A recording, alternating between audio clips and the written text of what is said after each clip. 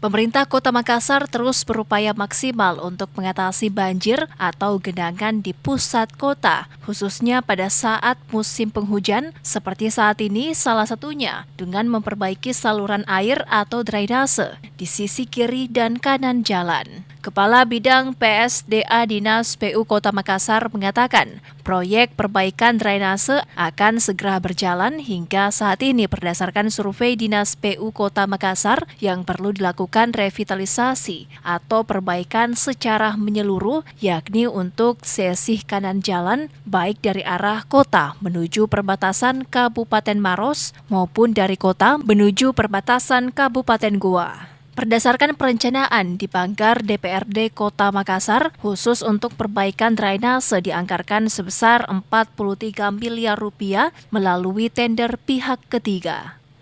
Itu sebenarnya di perencanaan 2000 kemarin saya lagi survei sebenarnya.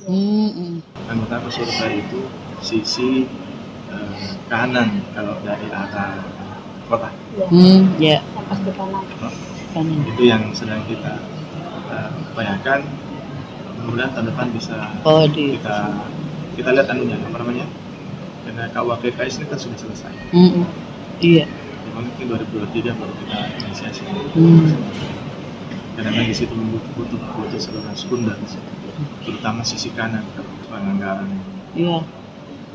Jadi yang urgen pasti kita, karena semua hasil itu kan berbasis perencanaan dari masyarakat. Jadi kita harus pasti kawal kembali. Sekitar 43 miliar. 43 sekian yang lagi.